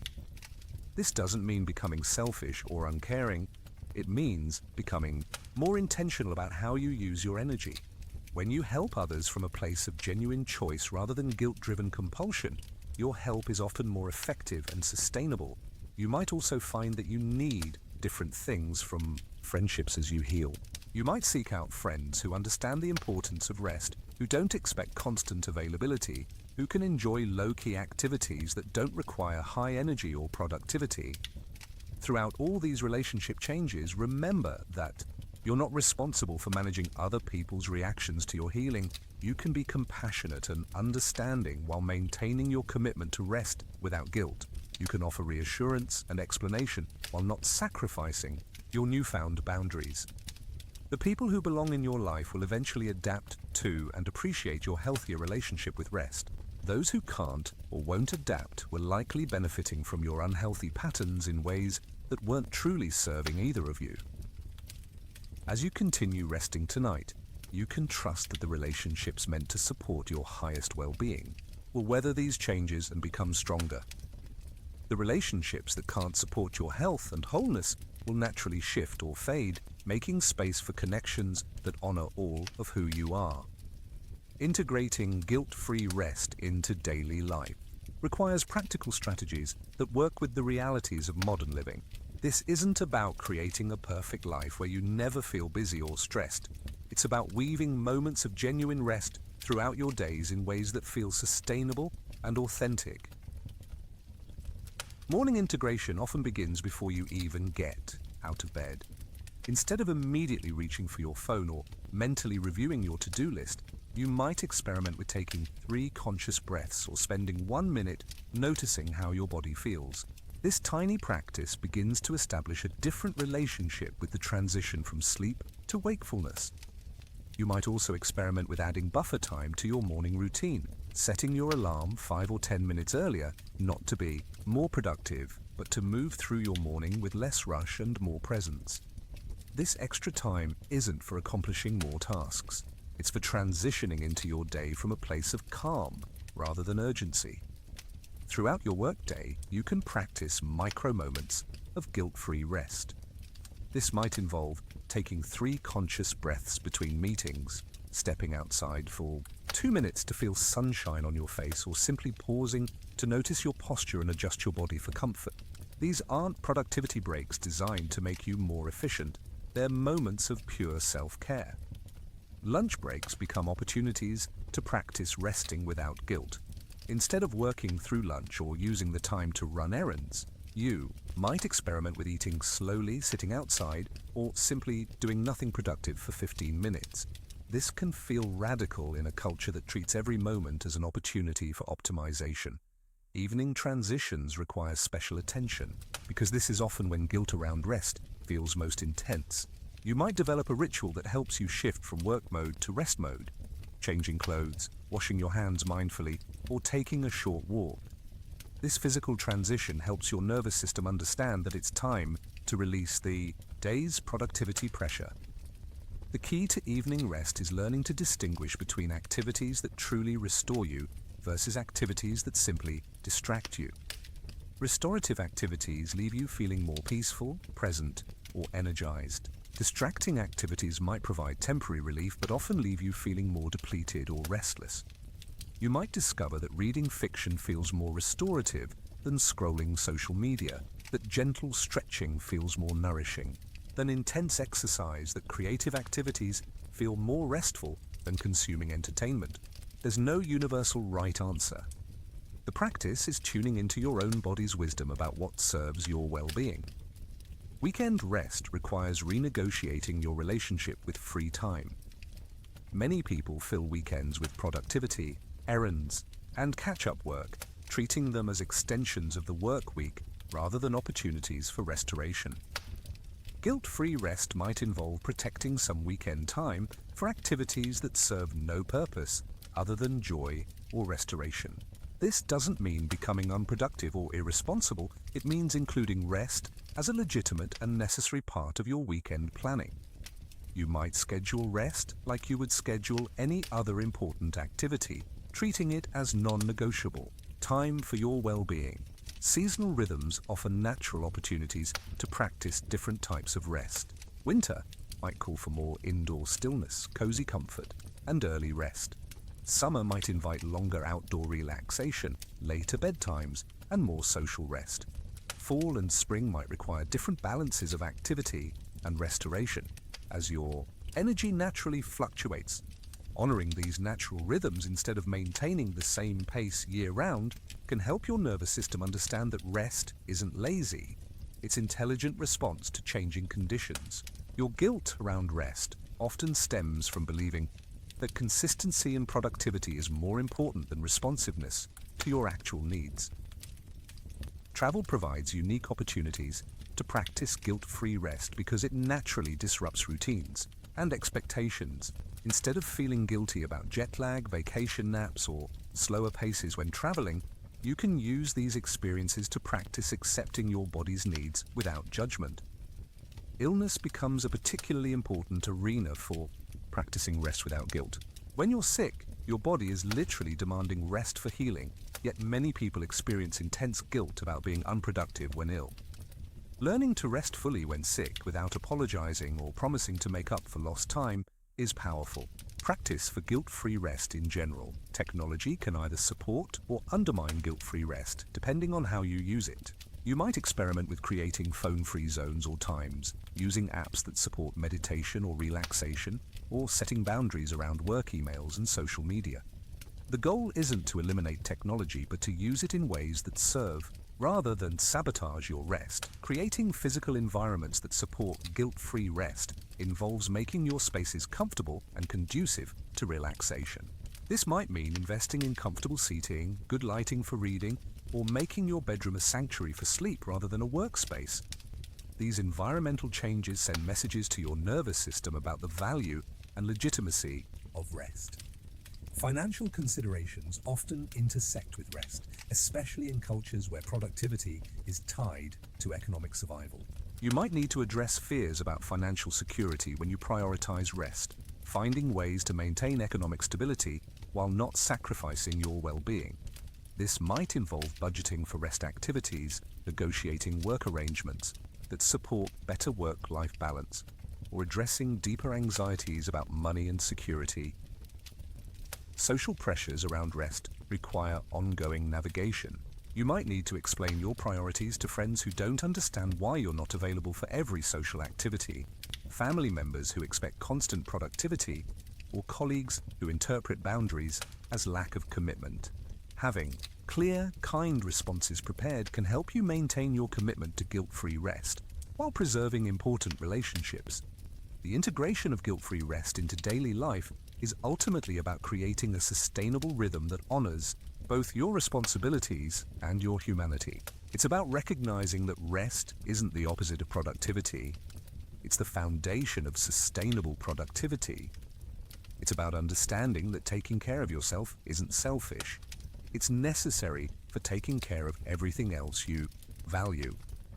As you continue lying here tonight, you can think about which of these daily life applications feels most relevant or appealing to you. Maybe it's creating better morning transitions, or protecting some weekend rest time, or learning to rest fully when you're sick. You don't need to implement everything at once. Just choose one small area where you can begin experimenting with more guilt-free rest. Remember that integration is a gradual process. Some days you'll successfully maintain boundaries around rest. Other days you'll fall back into old patterns of guilt and productivity pressure. Both experiences are part of learning a new way of being. Each time you choose rest without guilt, even imperfectly, you're creating new possibilities for the future. The goal isn't to eliminate all productivity or responsibility from your life. It's to include rest as an equally valid and necessary part of a healthy, sustainable life. When rest and productivity exist in balance rather than conflict, both become more enjoyable and effective. As you continue to rest deeply, let's explore an even deeper layer of your relationship with rest. The patterns you've inherited, not just from your own experiences, but from generations of ancestors who came before you. Your guilt around rest isn't only personal. It's often part of a much larger story that extends back through your family line and cultural heritage. Many of the beliefs that create guilt around rest have been passed down through generations like invisible inheritances. Perhaps your grandparents lived through times of scarcity, wars, depressions, or periods of genuine survival, where rest truly was a luxury that few could afford. Maybe your great-grandparents were immigrants who had to work constantly to establish themselves in new lands, where stopping meant falling behind or being sent back. These ancestral experiences of survival created nervous system patterns that prioritized productivity above all else. For your ancestors, rest might have genuinely meant danger. The danger of not having enough food, losing their homes, being unable to protect their families. Their bodies learned that vigilance and constant work were necessary for survival, and these patterns became encoded in their nervous systems. What's remarkable about trauma and survival patterns is that they can be passed down through generations, not just through stories and learned behaviors, but through actual changes in gene expression. What scientists call epigenetics. Your nervous system might be carrying the echo of your great-grandmother's fear of poverty, your grandfather's anxiety about being worthy of belonging in a new country, your ancestors' deep knowing that rest could mean death. This doesn't mean you're doomed to repeat these patterns forever. It means you have the opportunity to be a generational healer, someone who transforms these inherited patterns, not just for yourself, but for all the generations that will come after you. When you heal your guilt around rest, you're not just freeing yourself, you're freeing your children and their children from carrying these survival patterns forward. Imagine your great-grandmother, who maybe worked 16-hour days just to keep her family fed. She developed an incredible capacity for endurance, for pushing through exhaustion, for sacrificing her own needs for the survival of those she loved. These were beautiful, necessary adaptations that kept your family line alive. But now, generations later, you live in different circumstances where rest is not a threat to survival. You can honor your ancestors' incredible strength and sacrifice, while also recognizing that you have different choices available to you. You can appreciate the gifts they gave you, their work ethic, their dedication, their ability to persevere, while also claiming your right to rest in ways they never could. Sometimes healing guilt around rest involves having an imaginary conversation with these ancestral parts of yourself. You might say something like, "Thank you, grandmother's spirit within me, for working so hard to keep our family safe. Thank you for teaching me dedication and the ability to work through difficulty. I want you to know that we made it. We're safe now. I can rest without endangering the family. I can take care of myself without abandoning the values you taught me. This ancestral healing often brings up complex emotions. You might feel guilty about having easier circumstances than your ancestors. You might worry that resting without guilt somehow dishonors their sacrifice. But the opposite is true. When you rest fully and without guilt, you're honoring their sacrifice by claiming the freedom and safety they worked so hard to create for future generations. Your ancestors didn't sacrifice so that you could also sacrifice forever. They sacrificed so that you could have choices they didn't have, including the choice to rest, to care for yourself, to live with more ease than was possible for them. Cultural patterns also contribute to guilt around rest. Different cultures have different relationships with productivity, rest, and self-care. You might have inherited cultural beliefs that equate rest with laziness, self-care with selfishness, or personal needs with weakness. These cultural patterns aren't personal failings. They're collective adaptations to historical circumstances, but you have the opportunity to choose which cultural values serve your well-being and which ones you're ready to evolve beyond. You can appreciate your cultural heritage while also claiming your right to rest and self-care. You can honor your ancestors while also creating new patterns for future generations. This generational healing work happens gradually and often unconsciously. As you practice resting without guilt, you're literally rewiring not just your own nervous system, but contributing to the healing of your entire family system. Children who grow up seeing adults rest without guilt develop different beliefs about worthiness and self-care. Partners who witness your healing often begin their own journey toward guilt-free rest. Sometimes this healing work involves grieving. Grieving for your ancestors who never got to rest fully. Grieving for the parts of yourself that learned to equate worth with productivity. Grieving for all the years you spent feeling guilty about basic human needs. This grief is sacred and necessary. It honors what was while creating space for what can be. As you rest tonight, you can hold both appreciation for your ancestors' strength and commitment to your own healing. You can be grateful for their sacrifices while claiming the freedom those sacrifices were meant to create. Your journey toward guilt-free rest creates ripples that extend far beyond your personal healing. Every time you choose to rest without guilt, every moment you treat your needs as valid, every instance of caring for yourself without apology, these choices create waves of permission and possibility that touch everyone around you. Think about the people in your life who struggle with similar patterns. Maybe your partner works constantly and seems unable to relax. Maybe your friends always seem busy and stressed. Maybe your children are already showing signs of believing their worth depends on their achievements. Your healing becomes a form of modeling that shows others what's possible. When people see you resting without guilt, it challenges their own internalized beliefs about productivity and worth. At first, they might feel uncomfortable or even critical of your new boundaries. This discomfort often reflects their own unhealed relationship with rest, rather than any problem with your choices. But over time, your consistent modeling of guilt-free rest begins to create new possibilities in their consciousness. They start to wonder, if they can rest without guilt, maybe I can too. If they can prioritize their well-being without being selfish, maybe I can learn that as well. This ripple effect is particularly powerful in families.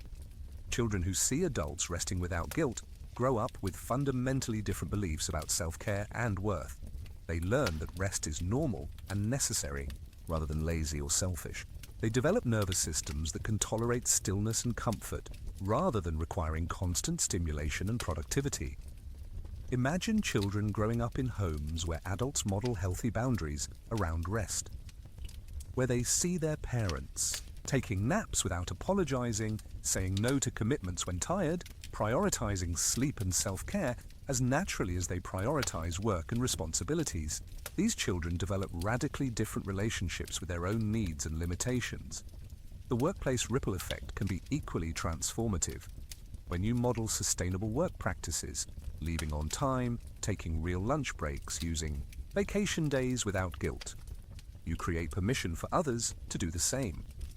You challenge workplace cultures that reward burnout and normalize exhaustion. Your boundaries around rest can gradually shift team dynamics, department cultures, and even organizational norms. One person consistently modeling healthy boundaries gives others permission to examine their own relationship with work-life balance. In friendships, your healing creates space for more authentic connection. When you stop feeling guilty about having needs, you can be more honest about your energy levels, more authentic about your limitations, more real about your humanity. This authenticity invites others to drop their own masks of constant productivity and capability. Friends who used to bond over being busy and overwhelmed might initially resist your new patterns of rest and self-care, but as they witness the positive effects of your healing, your increased presence, improved mood, greater creativity, enhanced capacity for genuine connection, they often become curious about their own patterns. The ripple effect extends into your community as well. When you participate in community activities from a place of choice rather than guilt, your contributions become more sustainable and joyful. When you volunteer or help others from overflow rather than depletion, your service becomes more effective and inspiring. Communities benefit enormously from members who understand the importance of rest and self-care. These communities become more sustainable, less prone to burnout, more capable of long-term service and positive impact. Your healing also contributes to larger cultural shifts around productivity, worth, and rest. Every person who learns to rest without guilt becomes part of a growing movement challenging cultural norms that equate human value with output. We're living through a time of collective awakening around these issues. More and more people are recognizing that the cultural obsession with productivity is unsustainable and harmful. Your individual healing contributes to this larger collective healing. This isn't to put pressure on you to heal for others. Your healing is valuable simply because you deserve well-being. But recognizing the ripple effects can provide additional motivation and meaning for the work you're doing. Sometimes the ripple effects of your healing create temporary disruption in relationships and systems that were dependent on your guilt around rest. This disruption, while uncomfortable, often leads to healthier dynamics and more authentic connections. The key is to trust that your healing serves not just you, but everyone you care about. When you take care of yourself without guilt, you become more available for genuine service to others. When you rest fully, you show up more present and engaged. When you honor your needs, you model for others that their needs matter too. Your healing becomes a gift you give not just to yourself, but to your family, your community, and future generations. Every moment of guilt-free rest is an act of service to the collective healing our world desperately needs. As you continue resting tonight, you can rest knowing that your healing matters beyond your individual well-being. You're contributing to a more compassionate world where all people can rest without guilt, care for themselves without shame, and honor their humanity without apology. As we move toward the deepest layers of transformation, let's connect with your future self, the version of you who has fully integrated guilt-free rest into their life. This isn't fantasy or wishful thinking. This is connecting with the potential that already exists within you, waiting to be actualized. Imagine yourself 1 year from now having practiced the principles you've learned tonight consistently and compassionately. Picture this future version of yourself waking up in the morning. Notice how they move through their morning routine, unhurried, present, attuned to their body's needs. They might take a few extra minutes to enjoy their coffee, to notice the light coming through the window, to appreciate the simple pleasure of being awake and alive. This future self has learned to work with natural rhythms rather than against them. They take breaks not because they've earned them, but because breaks are part of sustainable productivity. They rest not because they're exhausted, but because rest prevents exhaustion. They say no to commitments not because they're selfish, but because they understand their capacity and honor their limitations. Watch your future self navigate a typical day. Notice how they respond when someone asks them to take on an additional responsibility. Instead of immediately saying yes out of guilt or obligation, they pause, check in with their energy and existing commitments, and give an honest response. If they say yes, it comes from choice and capacity rather than fear and guilt. If they say no, it comes with clarity and kindness rather than defensive justification. See your future self at the end of a workday. Instead of bringing work anxiety home or immediately jumping into household tasks, they create a transition ritual that helps them shift from work mode to rest mode. Maybe they change clothes mindfully, take a short walk, or spend a few minutes in quiet reflection. This transition isn't rushed or guilty, it's intentional and nourishing. Observe how your future self spends their evening. They might engage in activities that truly restore them rather than activities that simply distract or numb. They might read, create, have meaningful conversations, spend time in nature, or simply sit quietly without needing to fill every moment with stimulation or productivity. When your future self goes to bed, there's no guilt about taking time to fall asleep, no anxiety about not being productive in that liminal space between waking and sleeping. They trust their body's wisdom about rest, allow sleep to come naturally, and wake feeling restored rather than guilty about the time lost to sleep. This future self has learned that rest is not the opposite of productivity, but the foundation of sustainable productivity. Their work comes from overflow rather than depletion, creativity rather than compulsion, joy rather than guilt. They contribute to their family, community, and world from a place of fullness rather than emptiness. Notice how your future self's relationships have evolved. Their partnerships are more balanced because they're not giving from depletion or resentment. Their friendships are more authentic because they're not performing constant availability. Their parenting or mentoring is more effective because they're modeling healthy boundaries and self-care. This future self has learned to distinguish between genuine emergency and anxiety-driven urgency. They respond to real needs with appropriate action while not being hijacked by every thought, feeling, or external demand that claims importance. Your future self has integrated the understanding that their worth is inherent rather than earned. This shows up in how they speak to themselves, how they make decisions, how they respond to both success and failure. Their inner dialogue is compassionate rather than critical, supportive rather than demanding. This transformation didn't happen overnight for your future self. It happened through countless small choices to rest without guilt, to meet protective patterns with compassion, to honor needs without apology.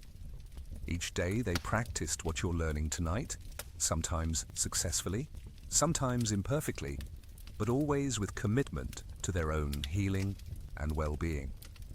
The beautiful truth is that this future self isn't separate from who you are right now. This capacity for guilt-free rest already exists within you. These patterns of self-compassion and healthy boundaries are available to you in this moment. The wisdom your future self embodies is wisdom you can access right now.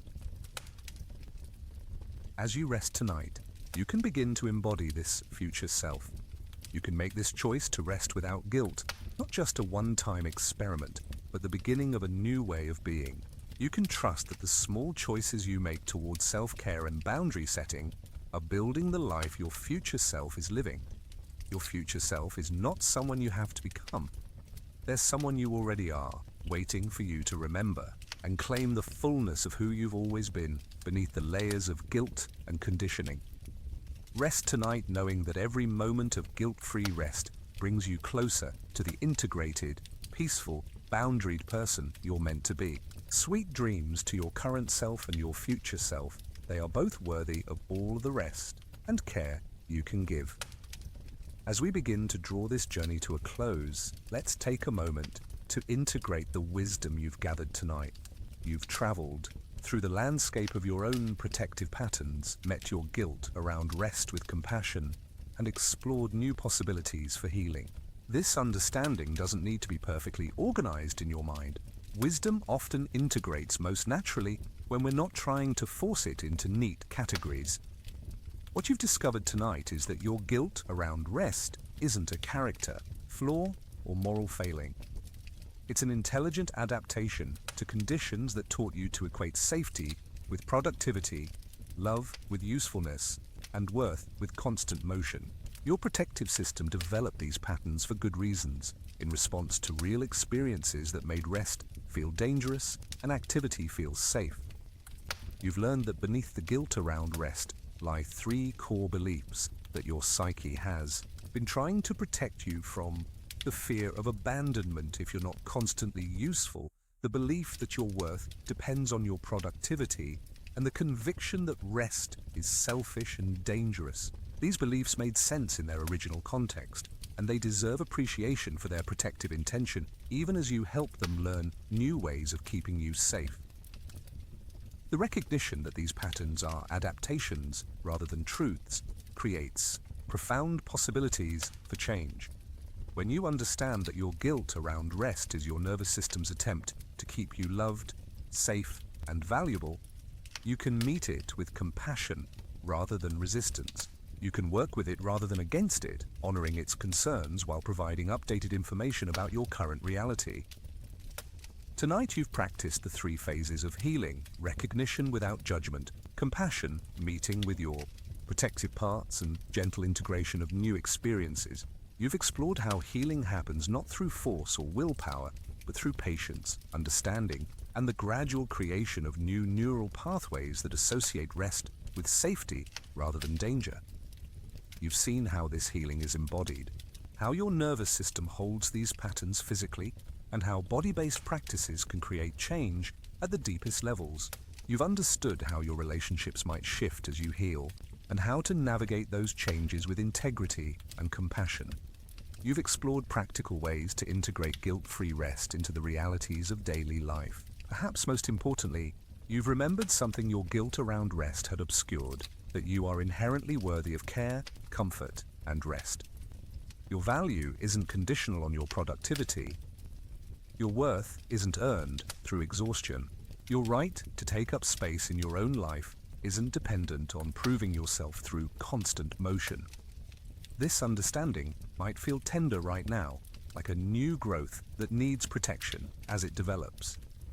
That's natural and appropriate. Healing rarely happens in linear progressions. It moves in spirals, with moments of clarity followed by periods of integration, breakthroughs followed by consolidation, expansion followed by rest. You don't need to remember everything perfectly or implement every suggestion immediately. Healing has its own intelligence and timeline. Some insights will take root right away, others will germinate slowly and emerge when the conditions are right. Some practices will feel immediately helpful, others will make sense only after you've tried them several times. What matters is not the speed of your healing, but the direction of your movement toward greater self-compassion, healthier boundaries, and more sustainable ways of being in the world. Each moment of guilt-free rest, however brief, creates new possibilities. Each time you meet your protective patterns with understanding rather than criticism, you strengthen your capacity for healing. The journey toward guilt-free rest is ultimately a journey toward wholeness, toward integrating all parts of yourself with compassion, toward honoring both your need to contribute and your need to receive, toward recognizing that rest and productivity can exist in harmony rather than conflict. You Are not broken and in need of fixing. You are human and deserving of care. You are not a machine designed for constant output. You are a living being with natural rhythms of activity and rest, engagement and restoration, giving and receiving. Tonight you've taken important steps toward honoring the fullness of who you are. This wisdom you've gathered isn't just for you, it ripples out into all your relationships and interactions. When you model guilt-free rest, you give others permission to do the same. When you treat your own needs as valid, you make it easier for others to honor their needs too. When you demonstrate that worth isn't earned through exhaustion, you challenge the cultural patterns that keep so many people trapped in cycles of guilt and depletion. Your healing contributes to the healing of the collective patterns that tell Us rest is selfish, that worth must be earned, that love is conditional on usefulness. each person who learns to rest without guilt makes it a little easier for the next person to do the same. So as we prepare for sleep, you can rest knowing that this journey toward guilt-free rest is not just personal healing, it's part of a larger movement toward a more compassionate world where all beings are valued for who they are, not just what they do. Now, as your body settles more deeply into this space of rest, allow your mind to begin its own gentle settling. You've done important work tonight. Not the kind of work that depletes you, but the kind that nourishes and restores. You've met parts of yourself with understanding and compassion. You've planted seeds of healing that will continue to grow even as you sleep. Let your breath become your guide now. Each exhale releasing a little more of the day's tension. Each inhale drawing in peace and restoration. You don't need to control your breathing or make it perfect. Just allow it to find its own natural rhythm, deeper and slower with each cycle. Notice how your body is being held right now. By the bed, by the pillows, by gravity itself. You don't have to hold yourself up anymore. You don't have to maintain vigilance or stay alert for the next task. Your body knows how to rest, how to repair, how to restore itself while you sleep. This is one of its most fundamental abilities, refined over millions of years of evolution. Your nervous system, which has been learning new patterns of safety around rest tonight, can continue that learning while you sleep. Sleep itself becomes a practice in guilt-free rest, 8 hours of non-productivity that serves your health, well-being, and capacity for tomorrow's engagement with life. If your mind starts to generate thoughts about tomorrow's responsibilities or today's unfinished tasks, you can acknowledge those thoughts with the same gentle compassion you've been practicing all evening. Thank you, mind, for trying to keep me prepared. I appreciate your concern for tomorrow. Right now, the most helpful thing I can do is rest fully so I can meet tomorrow from a place of restoration rather than depletion. Let any guilt that arises about taking this time for sleep be met with the understanding you've developed tonight. Your guilt is just your protective system doing what it has learned to do. You can appreciate its vigilance while gently reminding it, it's safe to sleep now. Rest serves everyone I care about, including myself. I am not abandoning my responsibilities. I'm meeting my body's need for restoration. Your sleep tonight can be an act of self-respect, a demonstration of your commitment to treating yourself with the care you deserve. Each hour of rest is an investment in your health, your relationships, your capacity to contribute meaningfully to the world. Sleep is not time lost to productivity. It's time devoted to the restoration that makes all productivity possible. Allow your muscles to continue softening, starting with your face. Let your forehead smooth, your eyes rest gently. Closed, your jaw release any tension it's been holding. Let this softening move down through your neck and shoulders, which have carried so much responsibility, so much caring, so much effort. They can rest now. Your arms can become heavy and relaxed, no longer needing to reach for tasks or hold up the weight of constant doing. Your hands can unfold, palms open, fingers loose. Hands that have given so much can now simply receive the gift of rest. Your chest can expand and soften with each breath, your heart beating steadily and calmly, no longer racing with the urgency of endless productivity. Your heart, which has worked so hard to love and care for others, can now rest in the love and care you're offering yourself.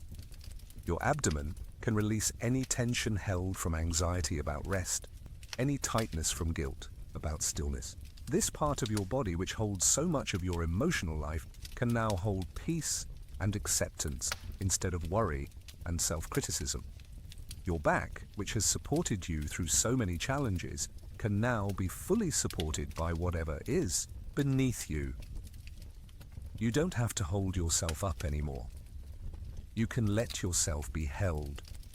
Your hips and legs, which have carried you through countless tasks and responsibilities, can now rest completely. Your feet, which have taken you so many places in service of others, can now simply be still. As your entire body settles into this profound rest, your mind can begin to quiet as well. The thoughts that have been running through your consciousness all day can slow down, like a river moving from rapids into a calm, deep pool. You might notice your mind trying to review the day or plan for tomorrow. This is natural and normal. When this happens, you can practice the same gentle redirection you've been learning. Thank you, mind, for trying to help. Right now, the most helpful thing you can do is rest. Tomorrow will be here when it arrives, and I'll meet it from a place of restoration. Some nights, the transition into sleep happens quickly and easily. Other nights, it takes longer, and that's perfectly okay too. There's no wrong way to fall asleep, no timeline you need to meet, no performance standard for rest. Sleep will come. When it comes, and until it does, you can practice being present with whatever is arising without judgment. If you notice guilt trying to creep in about taking time to fall asleep, or about not being immediately productive upon lying down, remember that this guilt is just an old pattern doing what it knows how to do. You can meet it with the compassion you've been practicing. I see you, guilt. I understand you're trying to keep me valuable and loved. Right now, the most loving thing I can do is rest fully. As you drift towards sleep, you can trust that your body knows exactly what it needs for restoration. Your cells know how to repair themselves. Your muscles know how to release tension. Your nervous system knows how to move into the deeper states of rest that serve healing and integration. The healing you've begun tonight will continue as you sleep. Your unconscious mind will process and integrate the new understandings you've developed.